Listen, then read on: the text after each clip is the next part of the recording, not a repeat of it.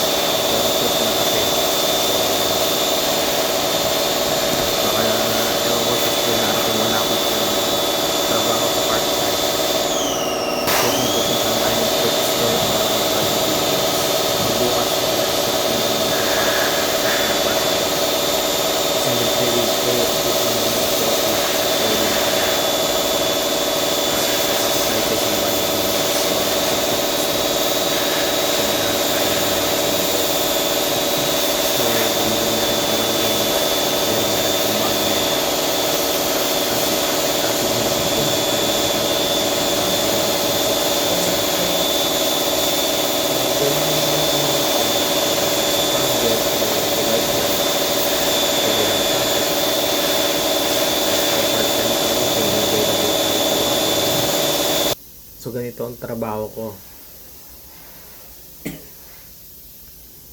sa aking farm part-time. Naglilinis ako ng mga maki-makina. Madali lang naman siya. Maglilinis lang ng mga makina. So after namin maglinis, mag-ano lang, kung ano-ano lang na pinapagawa sa akin nung aking boss. So ganun lang talaga. Kailangan i-discard lang. Kailangan marunong ka maghanap ng iba pang sideline.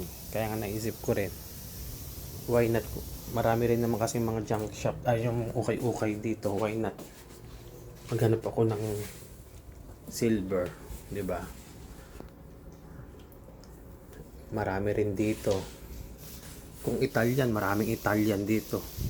Yung boss ko nga Italian yun, mostly mga gamit nun sana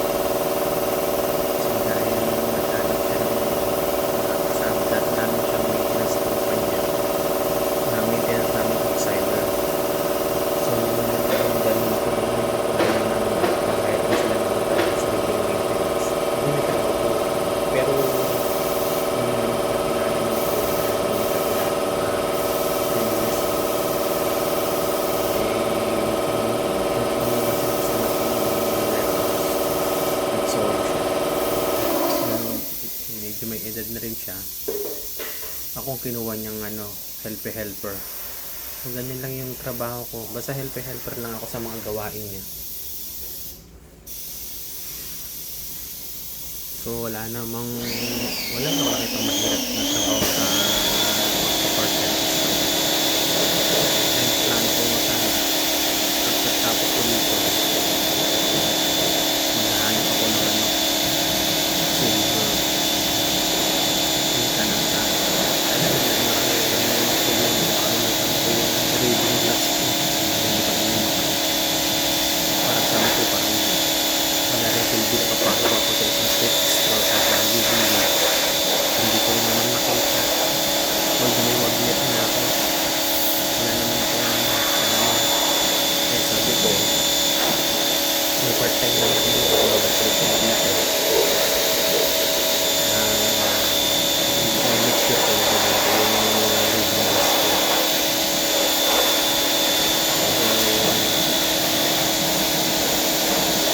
Linis lang kami ngayon.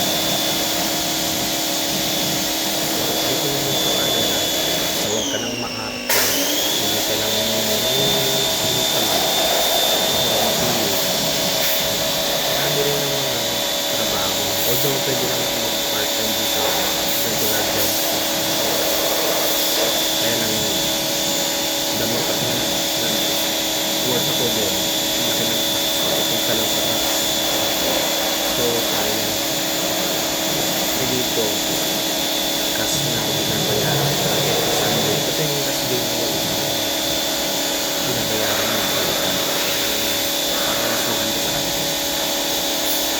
Sa peso, ang oras ko, isang mga 6.5 sa ako doon sa kain. Kasi dito naman, okay lang, at least hindi ko nakatingga naman ako sa bahay. May extra job ako. May regular job ako. Bakante ko yung bukanta ko na mag-explore tayo ng mga silver. Marami dito, maraming ukay-ukay. Ang lalaki ng mga ukay-ukay dito. Yung unang post ko, yung Baliblis, kita mo. Sobrang lawak. Ang laki nun. Tapos ko nang maglinis-linis, puro na isip ko, puro silver na lang nasa isip ko. Kaya lang kasi syempre hindi ko pwedeng puro na ako mag-silver, maghanap-hanap. Unahin muna natin yung part-time natin, tapos yung regular job natin. Basta yung talagang as in wala tayong gagawin a day, doon tayo mag-e-explore, mag-hunter tayo ng mga silver. Marami naman dito. Or meron dito yung mga garage sale dito eh. So dati may mga nakikita ako, kaya lang hindi ako huminto. Basta nakikita ko lang sila. Pero ngayon, dahil nga hunter na rin tayo, talagang pupuntahan natin siya. So dapat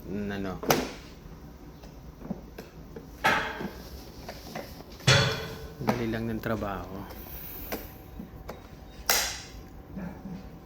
Gusto ko nga mag-work ka nang naka-shortpan na kasi summer nga dito sa Canada ngayon. Napakainit. Dito dalawa lang naman kami nung boss ko, ang tao dito sa warehouse niya. Yang minsan gusto ko mag lang.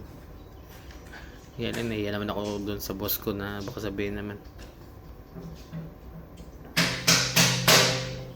Kaya nakikiyano na rin ako sa kanya. Pero pwede naman yun kahit na naka shorts lang ako dahil summer naman. Kasi ganyan lang naman ang ginagawa ko, naglilinis-linis lang naman ako.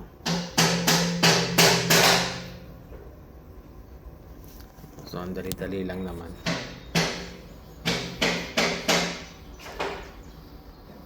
Kaya lang malayo to, tong warehouse niya.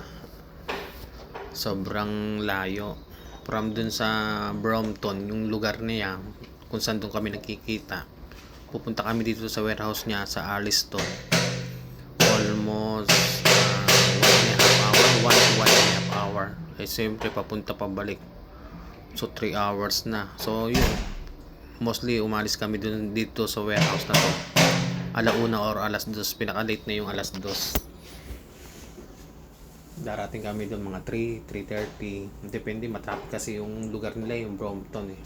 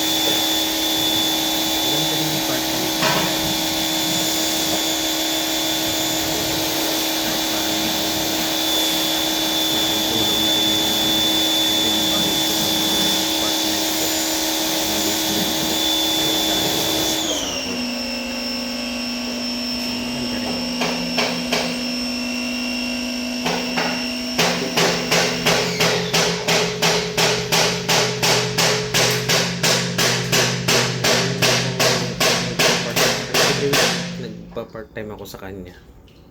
Nung nakaraang linggo, 2 araw. Nung first time ako sa kanya, kasi mag-isang buwan pa na ako nagpa-part time sa kanya. Nung unang linggo, 4 na araw ako nag-work.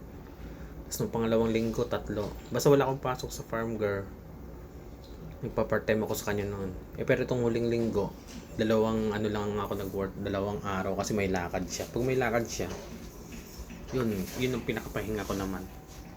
So doon naman tayo mag-explore ng hunting ng mga silver. Hindi natin alam kung makachamba tayo. Okay lang. Kasi gusto ko rin naman mag-invest ng silver. So siguro bibili rin ako ng mga yung mga silver dito 1 ounce, yung mga gusto ko siya mag-invest sa gold, kasi yung gold medyo mahal yung niya. Hindi mo rin alam ang kung bababa. Yung silver, so okay naman siya. So dun din ako mag-i-invest talaga. Siguro mga ilang bibili ako ng mga ons na silver talaga para mag-invest ako. Yun yung plano ko. Kahit paano may silver tayong, dahil doon naman tayo maghahanap tayo ng mga silver, bibili rin ako, mag-invest din ako na talaga yung bilihan talaga.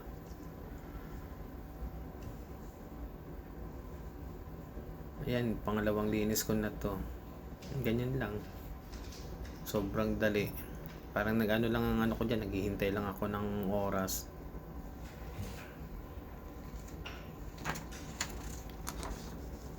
Mamaya tapos na naman ang trabaho natin, pauwi na naman tayo. Gusto ko pala introduce yung si Pinoy Silver Explorer. Ako pala si Joel, from Isabela ako, Tubong Isabela ako, Cagayan Valley. So andito ako ngayon sa Canada, nagwo-work. Haba ng introduce, no? Kala mo napakahaba ng introduce yun lang pala. So, pero sa susunod mag-explore tayo sa mga malalaking ukay-ukay dito sa Canada, sa thrift store and sa Value Village. Kasi ikalawang post ko pa lang naman to sa YouTube, so wala pa naman akong kaalam-alam.